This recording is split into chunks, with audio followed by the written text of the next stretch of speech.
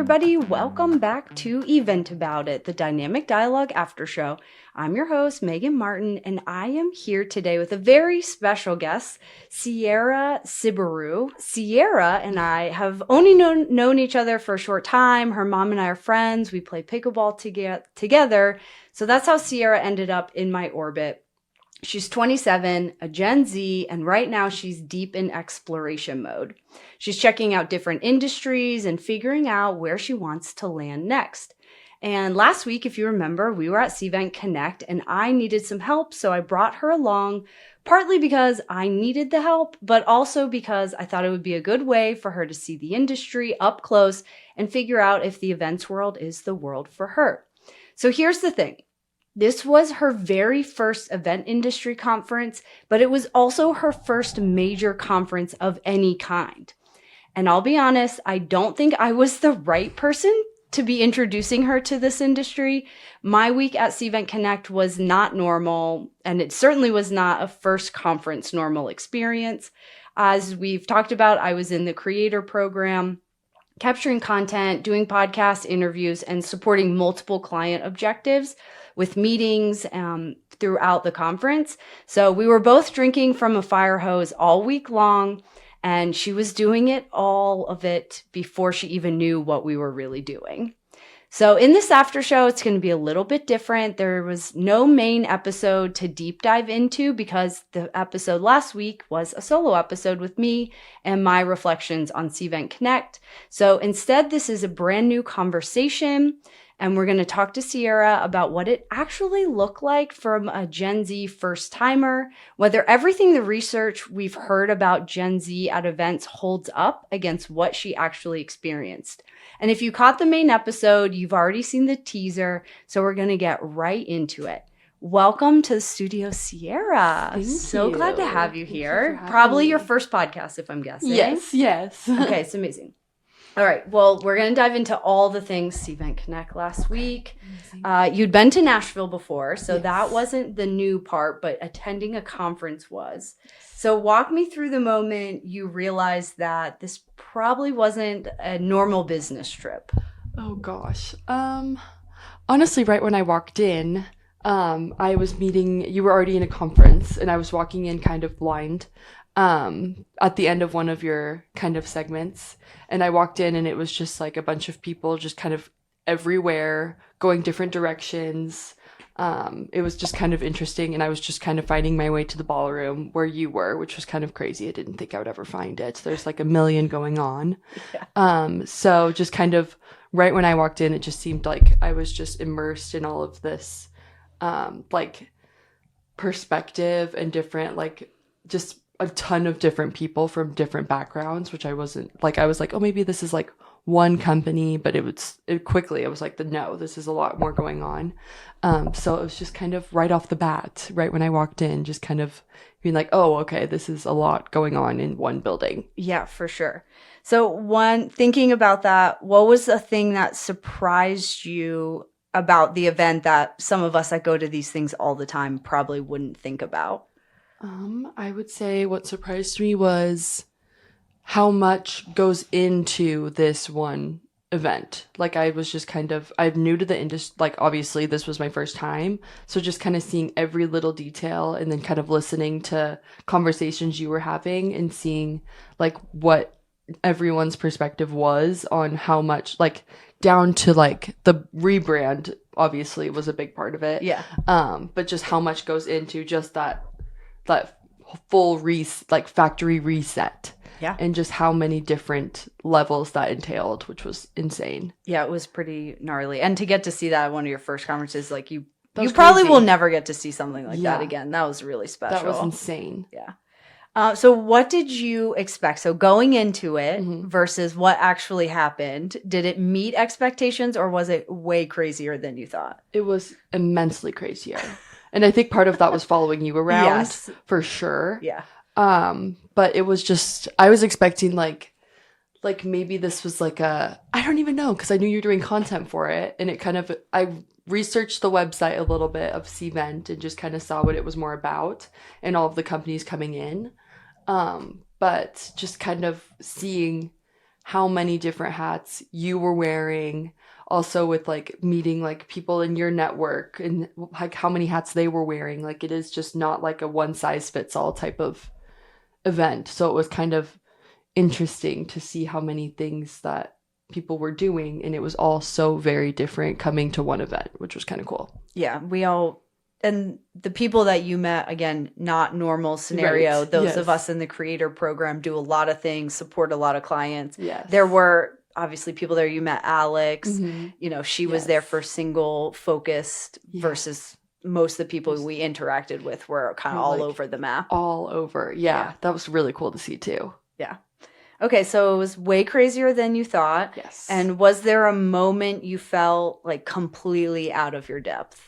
Oh gosh, probably.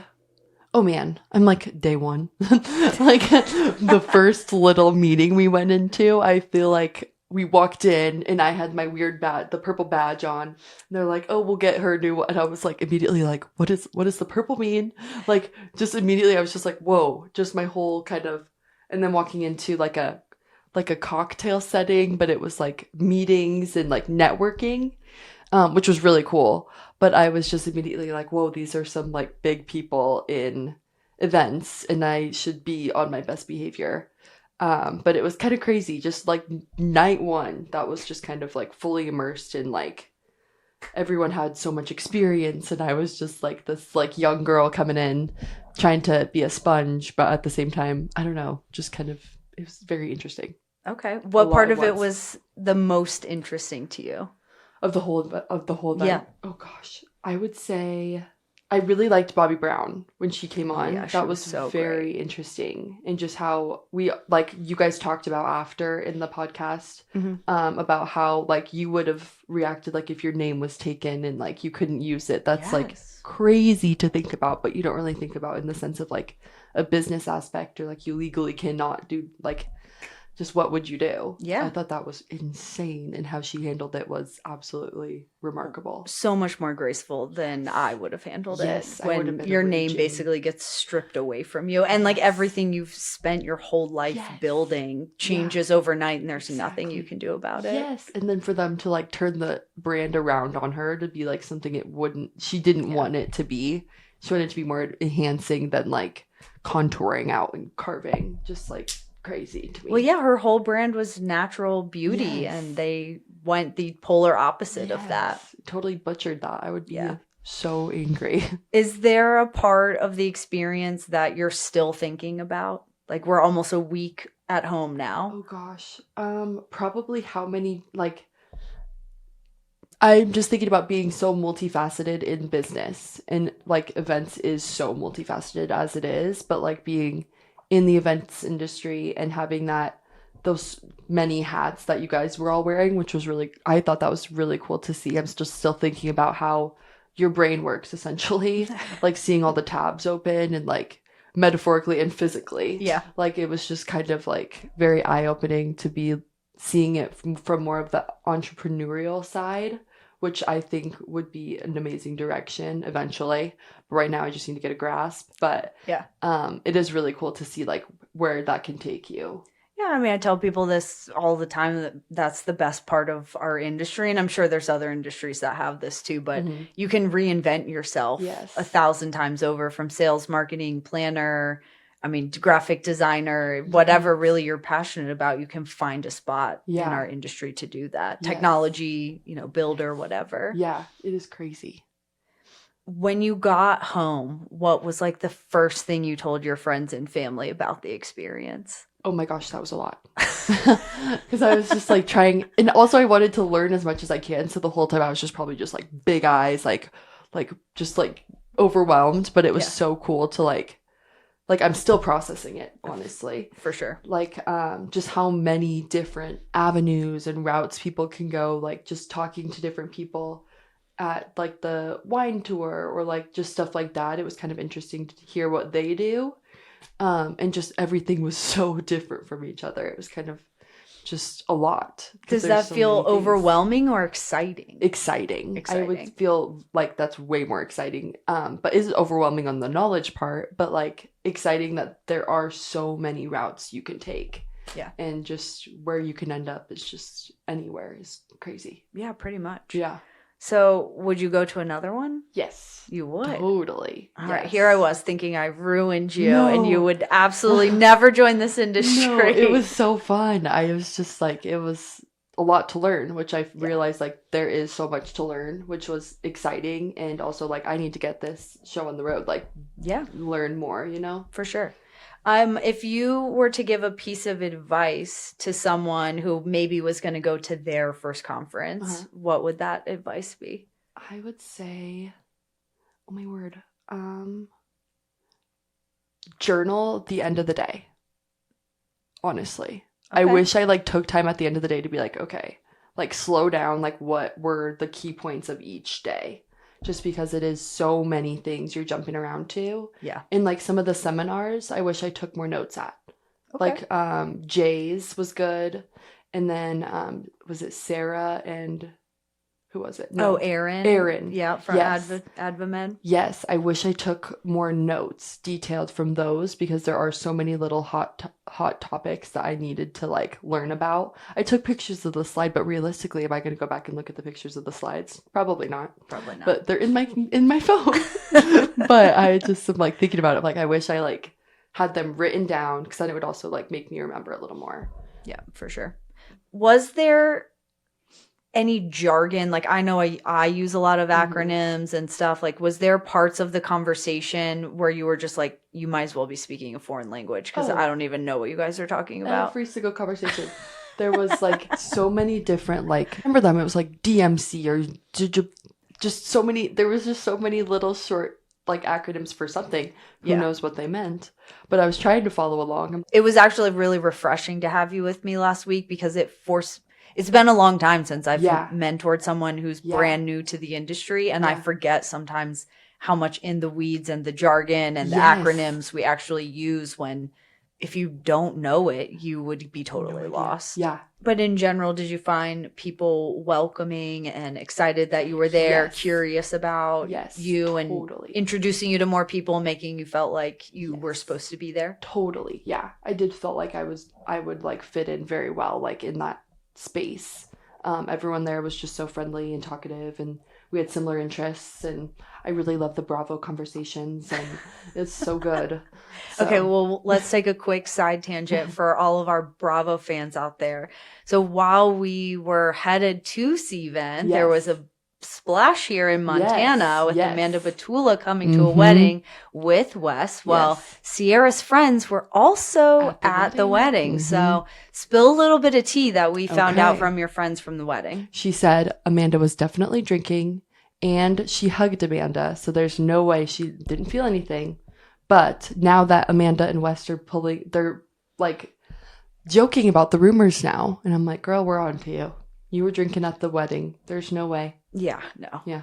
Okay, so there's your tea. Amanda is not pregnant all the way from Montana. Now we know. You heard it here first. If you had to sum up the whole week in one sentence to a friend, what would that be? Cvent CONNECT was eye-opening. Okay. I would say. And like a lot of information. It was a lot of information. Yes. Well, now that you've seen the industry up close and personal, I mean, you've got a master class in like 5 days. We threw you straight into the deep end head first, not even a toe dip. Is this an industry that feels like a career option for you? I mean, 100%. You could definitely say no. I 100% think it could be a career move for me. Just with the different aspects of it, I never get bored. Like in my finance jobs, I was bored every day. Nothing felt like I was like doing anything meaningful, but like giving people experience or just build like just everything about it. You can just go about so many different ways. There's no one route, which was amazing to see. Yeah. It's if the events industry is one thing, it is not boring. Right. That is for sure.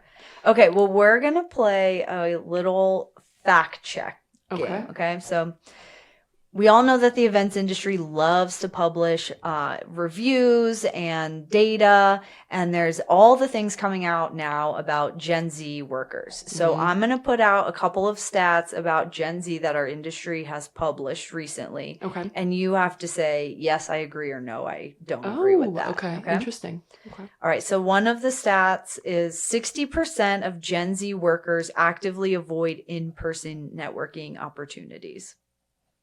I would say disagree, only because everything is so, I feel like the older generations, and mine included, are pushing technology so much that it is just like a kind of default.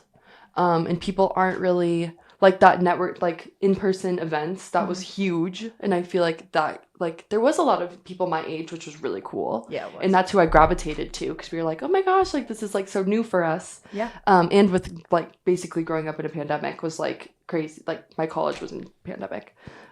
So it was just kind of, I think that it is something that I think Gen Zers would like to do more of, is in person. Yeah, the follow-up stat to that was 60% say they avoid it, but 86% say it's vital for career growth. Totally. Okay. Yes, I agree. We do agree with that. Mm-hmm. All right, next one. Only 25% of Gen Z professionals say they actually know how to network. That I can, yeah. Yes, for sure. Yeah? I think I agree with that. It wasn't something never really taught, I guess, or like, I don't know. It's just something that I never thought would be such a pivotal part of career building. And how would you want someone to teach you how to do that? I mean, you kind of got trial by fire with me last week, and sort of how I navigate it. We're both pretty introverted, so I'm not sure I'm the best example to follow there. But like, how would you want someone to teach you how to network? Would you take a class? Class? Yeah. Or just like some little tips. Like I love hearing like everything's so social media oriented. Like you could just scroll something on like TikTok or Instagram or wherever you watch and just get little points on like networking. That's something I would gravitate to if it was something interesting, like how you like connect with someone at a networking event, or how to start a conversation with someone at a networking event. Just little bits and clips like that would be super helpful. And then also trial by fire. I thought that was really helpful because it kind of got me out of my comfort zone, which I need to. Yeah. And I had no other option but to get out of my comfort zone. I mean, there's that. So what is your preferred place? Like if you were, say, I'm going to go to a networking event, I want to get some tips and tricks, the first place you're going to go to look for that? TikTok. Mm-hmm. Okay. Yep.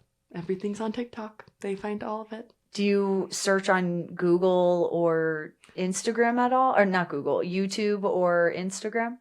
YouTube occasionally, yes. They'll have, I would search on YouTube, yes. And then you could search on TikTok, Instagram, I could search.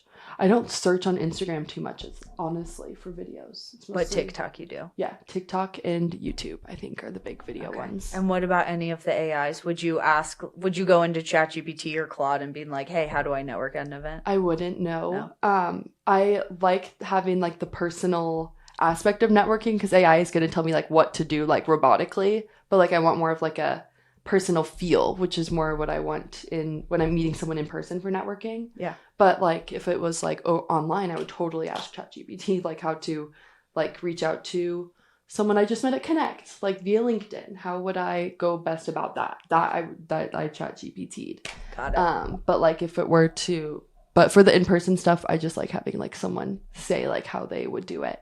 Yeah, going on TikTok. Got it. Mm-hmm. Noted. Yes. I guess I should spend more time on TikTok. You do. Okay, next one was 73% of Gen Z attendees say career and networking opportunities are at the top priority at an event. Oh, yeah. So if you weren't working with me and you just want to connect on your own, is networking probably the number one thing you would look to do there? That would be all I would be doing probably, just because it is so like, and with the job market being what it is right now, it's all about who you know and like how you can reach out to people and have their connections, and like, you know, it is networking right now. I mean, I don't know that has changed. I mean, even when I was coming up, when I was probably a little bit younger than you, I remember a mentor told me, you know, your net worth is tied to your network. Yes. And it's not what you know, but who you know, and then you can prove what you know. Exactly. So I think that is like wisdom that lives the test of time at this point. Totally, yes. All right, next one. 75% of Gen Z want a mix of self-directed and planned experiences. Only 22% want full control of their own itinerary. What? I would want full control over my itinerary, but I get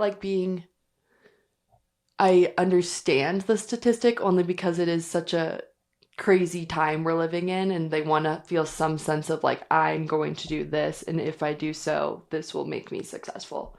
Or like having a more plan seems safe, and like you never know what can happen. So okay, so you would want full control over your own schedule. Maybe if someone was like, pick between these choices, kind of full control. Yes. Okay. Yeah, that makes sense. Yeah, got it. I would say.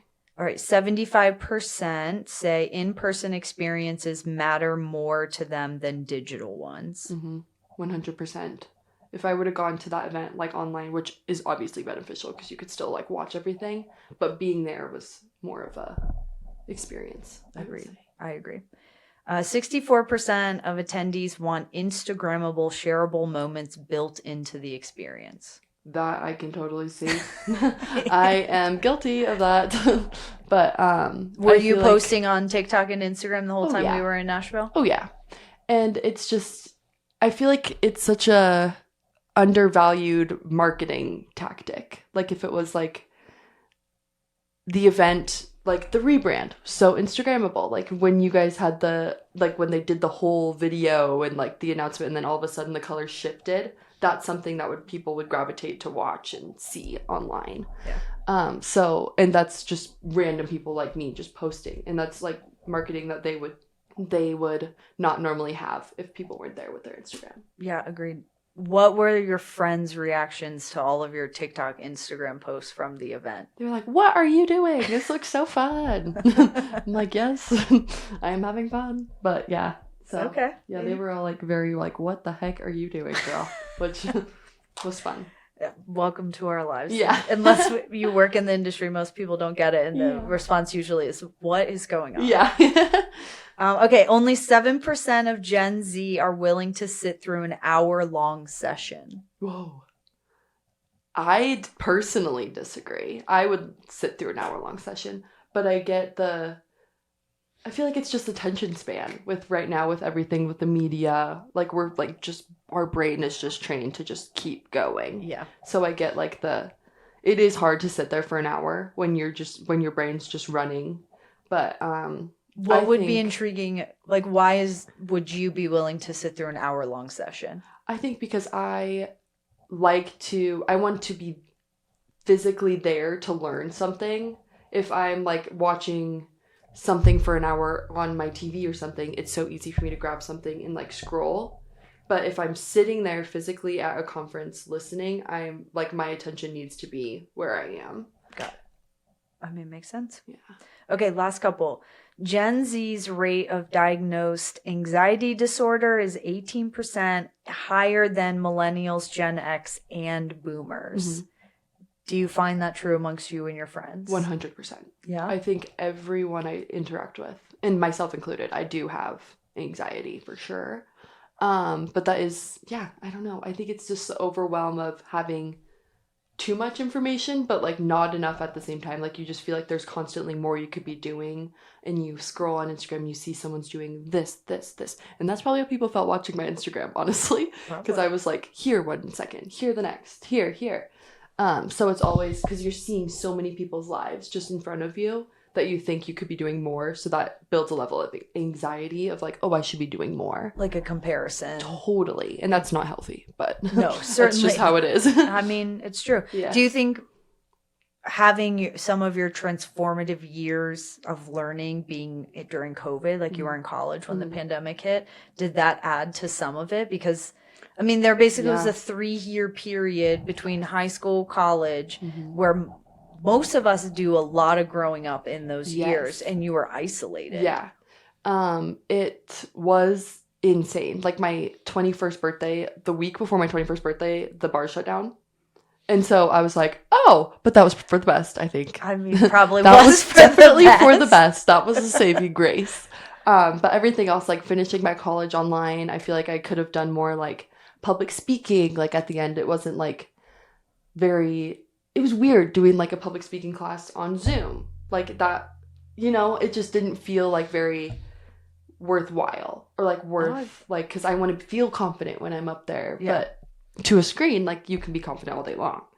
But it's very different standing in a room full of your peers. Yes, and all staring at you, judging you, Yeah. Like, and I want to feel confident doing that. But just with the college experience, having lacked that was crazy. And just having like a lot of social years taken, which probably fed into a lot of the anxiety. And I think so too. And especially during the college years, like people are going off and doing other jobs, or like you didn't get the opportunity to like talk to people of what they were doing, like after college, like what's your plan? And it was just kind of, sad. I wish I got like more of that, but it was what it was. Yeah. 91% of Gen Z professionals say in-person events are one of the best ways to build social and interpersonal skills. I 100% agree. I feel like I gained a little more tools in my toolbox just from that event alone.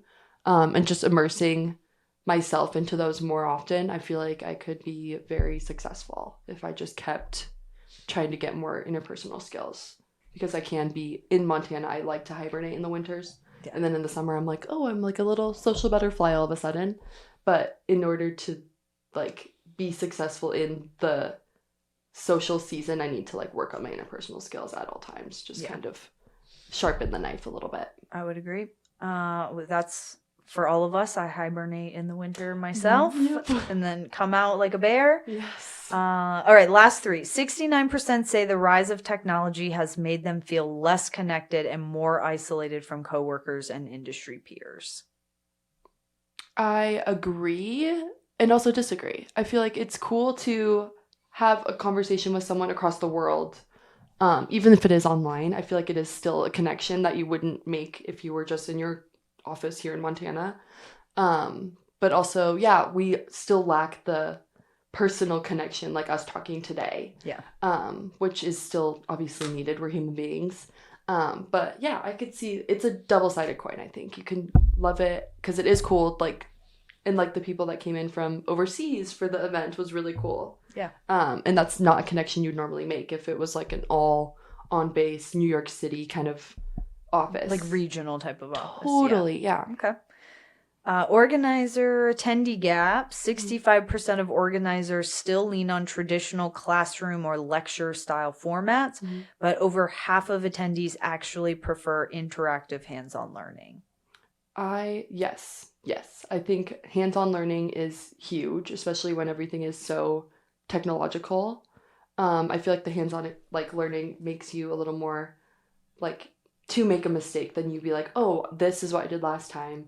And then like kind of watching the lecture, you just kind of see them making the mistake, and then you're like, that just doesn't do anything for me. Yeah. But it is, I would say hands-on is a very needed part of like, especially like an onboarding process for like a new job or something. Yeah. That was what I found hardest at my last job. They just had it all virtual. And I watched a lot of lectures, which luckily the presenter was so interesting. But just that part, I just wish would be a little more like personal. Yeah, I agreed. All right, last one. 51% of organizers prioritize tech tools like apps and digital displays, but 64% of attendees say they actually want immersive experiences. I agree with that. I feel like that's very spot on, just because people just don't learn by just what's at your, like, it's so hard. You just want to have more of a, like, if I wasn't immersed into that environment, I would not have learned as much as I did, I guess. Okay, that makes sense. Yeah. Okay, I'm going to ask a couple more questions. These aren't stats anymore. Okay. So these are just all very specific. These are things everyone wants to know about Gen Z. Okay. When you get a LinkedIn connection request from someone you met for maybe 30 seconds at a conference, we met a lot of people. Yes. What makes you accept or ignore the invitation? I would say if I remember them and if it was a good conversation, like a notable conversation that I remember, I would say. Okay. And that would make me accept. But if it wasn't notable, would you decline the invitation? Yes. Yeah. Okay. And we went in the trade show area. Yes. That wasn't quite the traditional trade show because everyone had sort of the same stand where normally they have bigger footprints. Like the Dallas booth had that big virtual reality thing. So it wasn't the most traditional. I love the way they do it. So when I say not traditional, it's not a bad thing. Yeah. But you also saw all the swag that was given out throughout the conference. So does a company's swag booth actually influence you to visit? Kind of. The way the Visit Dallas did it was very interesting because that's what people would go to do when they're in their city. Like all the touristy stuff, like they'd go make a hat or like a little tote bag. I feel like that would be a very like touristy stop. And it made me more curious about Dallas, I'm not going to lie. Okay. I was like, oh, it's somewhere I never really considered going. But it was just kind of like, it was on my radar after that. Okay. Just because they made such a impact in like bringing that to you, I guess. And so if, let's just say there was a company that wasn't a destination, right? So you were interested in Dallas because they brought something that you would do in Dallas to their booth. Yes. How could a company like maybe a finance company or an insurance company have swag in their booth to make you go? Like, would you pick up a pen? Is that enough? Right. Do you want a hat? Like, what would make you be like, oh, I'm going to stop by that booth? Yeah. I would say for like a business or like an insurance type of route, I would say having more like statistics on like if like how they, I know everyone does it, but like how they can benefit you. Like on like for an insurance market, like I worked for one of the brokers here and they worked with a bunch of different companies. And they would just show one person's statistic on how they rated at this company, this company, this company, and this company. And just having that as like a statistic or like a little like front, just seeing like how it's priced differently and how they work for you to like find you the best rate based on coverage level. That would make you want to stop at their booth more than if they were giving something away. Right. Just because I feel like sometimes the merch and the swag could be overdone a bit. Because sometimes you leave with so much stuff. So much stuff you don't need. And you're just going to toss it or give it to Goodwill anyway. Yep. But something that you remember would be something like that, like having something visible. Yeah, couldn't agree more. What's the fastest way an older colleague loses credibility with you in a professional setting? Not keeping up with the new technology. Like you said, like the AI is not going to take your job. It's someone that knows how to do it well. I feel like my older colleagues at my old job were reluctant to learn about the new technology or even get on it in the first place, which kind of gave us a lot more work to show them how to do it, because they never bothered to learn in the first place because they're so set in the old technology. But in order to keep up and adapt would be huge. I thought that was a big setback with my coworkers in my past. Yeah, I would agree. Do you actually want a mentor figure at a conference, or does that feel forced? Like if there was a first timer experience and you got paired with someone who's been at the conference for many years, would that be of interest? Yeah. I feel like a mentor would be huge just to kind of show you the ropes of like how things work. Just kind of, if I went in there blindly, I would have been so overwhelmed. I wouldn't even know where to start, honestly. Yeah, so having a mentor would be helpful. For sure. Did working the show with me change how you show up at your next event? Yes. Yes, very much so. I just like how you came in prepared with quite literally everything. So that was interesting, just kind of, and seeing how you prepared throughout your day and then how you debriefed at the end of your day. I feel like I would do similar, just to kind of categorize and lay out my mind a little bit more. Yeah. I mean, if you don't, it gets overwhelming. Then you're just like, I don't even know where to start, where to turn left. Exactly. How to eat. 100%. I think that's the biggest takeaways for me, especially, is how much I don't take care of myself when I'm at these you don't things. Eat. I never eat, never drink water. No. It's just pure adrenaline. Yes. Yeah. That was crazy. Like the worst wellness advocate when it comes to like being on site. Okay, everyone gets worried about Gen Z sort of job hopping. When you're picking who to work for, what actually makes you stay versus want to bail in a year? Ooh, I would say if there's growth within the company, like I want my boss's job. Okay. And if I don't want my boss's job, I'm going to be like, like this isn't something I see long term because I want to grow and succeed and I want to connect and like make an impact. But if like a lot of jobs will just like, if you present something being like a younger person in the workforce, they're just kind of like, oh, like it's kind of been done, like leave that to the higher executive. You know what I'm saying? Like there's not exactly room to like give a pitch for something that you're passionate about or you see a flaw in. I just would say that, yeah, if the company sees growth and actually offers growth, I feel like that is what keeps a lot of Gen Zers in that role That specifically. job? Yeah. Okay.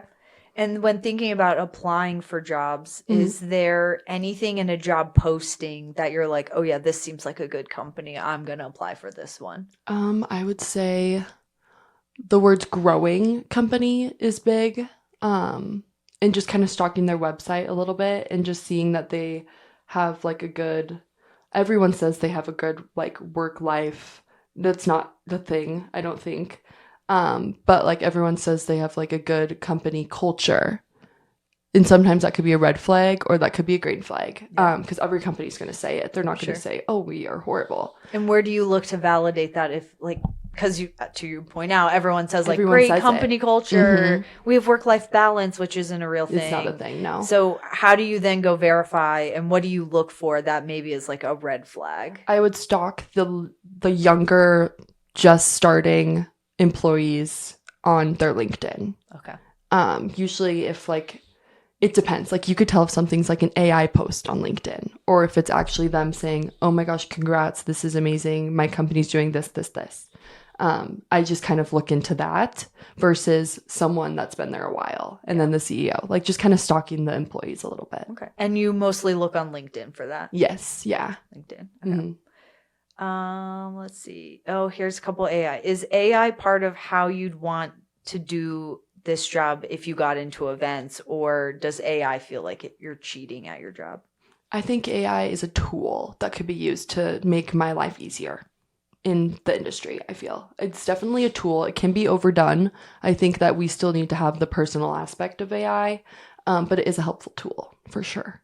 Did they, I mean, I think you were not, AI wasn't really a thing when you were in school, but did you have any trainings on AI at all? Not really, but like my mom or dad will send me a video and I'm like, this is so AI. I don't know how you guys think that the raccoon just brought home a dog. You know, like I'm like, what on earth are you guys watching? But I don't know. I feel like I'm versed in it just because it's so apparent on everything. Yeah, I just had this conversation with my dad last night. That's why I'm laughing. Yeah, I'm like, are you kidding me? He was like, oh, those aren't real. And I was like, no, those are not real. Oh God, it's so funny. It's horrible. Yeah, but funny. It okay. is, yeah. What's the actual difference between how you'd want to be managed and how you think older generations expect to manage you? So like your boss, like how do you want to be managed versus how you think they should manage you? In the past, I feel like older managers tend to micromanage a little bit, depending on because me and my coworkers had very different experiences on how we were micromanaged by said one manager. Okay. And I was a little bit older, so she was micromanaged a little harder than I was. But just like, I feel like they want to hold your hand in order to be successful, but that's not how we're going to succeed at all. It is going to be like a lot of failures at first, I feel, but they obviously don't want you to fail at anything. Yeah. But I would rather do the job to the best of my ability and then learn afterwards, after the mistakes made. So then I, in my brain, could be like, oh, that now every time I'm going to do it right, rather than she would do the whole thing to completion, send it in to them, and then they tell her, like, they like make the adjustments for her and then tell her what she did wrong. Got it. So it was very different managing that worked for me, but not for her. If you had to explain to a room of boomers and Gen X why Gen Z gets a bad reputation at work, what would you say? Because they make the work environment not sustainable, I would say. Like they're used to having a work environment that was so 9 to 5 and no room for like children or like just different things that, because life just happens. Yeah. But they're so set in their ways to a schedule, which I get, like you need a scheduled stability. But there needs to be more of a flexible work environment. And I think it deters Gen Z from a standard like boomer, Gen X work environment because it is so set in their ways and leaves no room for life to happen in between. Well, what's your take on work from home? I like work from home. I think that's a good option for sure. But there does need to be some human interaction. Like if there was like maybe like one day in an office or even just like every other month, there's like a meeting at the headquarters or something like that, just to have a little more human connection there. But I like work from home as an option because you can actually get other things done. Like you can throw in a load of laundry and get back to work. And I like that that's not an after like a 5 to 9, like I watch videos all day on social media. This is my 5 to 9 after my 9 to 5. And it's so much you have to get done in that short period of time when you're just sitting at the desk all day. And that stuff could have easily been done in the meantime. Yeah, so. Agreed. All right, some rapid fire questions as we're wrapping up here. Okay. A free swag table or a coffee bar? Coffee bar. LinkedIn connection request or exchange actual phone numbers? Phone numbers. QR code badge scan or paper business card? QR badge code. Silent disco after party or open bar happy hour? Happy hour. Oh, and let's talk about happy hour for a second. Obviously, we went to a non-alcoholic bar in Nashville, which I thought was amazing. Yeah. We also I dabbled in some THC beverages while we were out, which is new to me. Never had those like in public, only at home. Yeah. What is your stance on alcohol at events? Because you obviously saw at Cvent CONNECT, there was alcohol at almost every moment of the day. Yeah. So what's your stance? Gosh. I would say everything in moderation. And I would say that is so, as an introvert, it would be so easy if I was there by myself to just have a mimosa with my breakfast, and just to feel a little more comfortable. Like I get how that could be such a rabbit hole for some people in the industry. And you kind of do want to be more social at those events. And alcohol is a great coping mechanism to be more social. Yeah. So it's kind of a slippery slope, but if you can do it and be still have your wits about you, but it was kind of crazy how much alcohol was there. It was insane. Did it surprise you how much alcohol was there? So surprising to me. Yeah. And you and your friend groups, are you guys drinking? You're going out? Like, tell me what's your normal stance on alcohol. And I say that because in college and early 20s, I mean, we would party until 2-3 o'clock in the morning and then show up for work at 6 o'clock. Yeah. No, that is not the normal anymore. Right. Yes. Now, like I'm going out to drink with my friends tonight. But I normally just have like a little pre-cocktail dinner, like pre-dinner cocktail, have one with dinner. And then if we're feeling like a little like okay, we'll like have one nightcap or something. I think going out now, well, especially here, I feel like it's not exactly like a night scene. Yeah. But alcohol with my friends is in moderation right now. Depending on the night, there's sometimes like we drink a bottle of wine, just a girls' night watching something or something. But yeah, I just think it's very chill now, and there's so many different alternatives for like THC drinks, or like there's these like health like cocktails from a few. When I was living in San Diego, there was like every other spot had some mocktail with some health benefits. So there's just so many different options to be social, but still feel like you're having a nice little drink with your friends. Yeah, and alcohol at events, it's not a priority for you. If you went to a conference and there was no alcohol there, it would be totally fine. Yeah. Yeah. I think that would be an after thing for sure. Yeah. To decompress. Understood. Okay. Couple rapid fires. Front row at the keynote or back row by the exit? Front row. Scheduled one-on-one meetings or random hallway conversations? Random hallway conversations. Conference lanyard as a souvenir or hotel notepad as a souvenir? Hotel notepad. Getting recognized from your LinkedIn photo or introducing yourself from scratch? From scratch. 1 45-minute keynote or 5 8-minute lightning talks? Ooh, 5 8-minute lightning talks. Texting the group chat during a session or actually listening to the speaker? Listening to the speaker. Free hotel breakfast or DoorDash delivered? Free hotel breakfast. Icebreaker games or awkward silence while everyone waits for the session to start? What was the first option? An icebreaker game. Oh, icebreaker. Icebreaker. Following a speaker on social right after their talk or forgetting they existed by the time you land home? Forgetting they existed by the time I land home. Business casual or I didn't know what business casual meant? I didn't know what business casual meant. Got it. I looked that up. Getting mistaken for the intern or getting mistaken for the boss? For the boss. Getting mistaken for the boss. All right. Okay, so one thing we do when we end every episode after show, you have to pick a curiosity card and answer whatever question it says. So pick 1, 2, or 3. Okay, I'm going to pick this one. Okay, read it out loud and then give us your answer. Okay. What's a meaningful compliment you've received that you still remember? Ooh. I would say that I have a good vibe. I think that was the best compliment I've ever received in my life. You have a good vibe. Yeah, I feel like that was a very nice compliment. Oh, okay.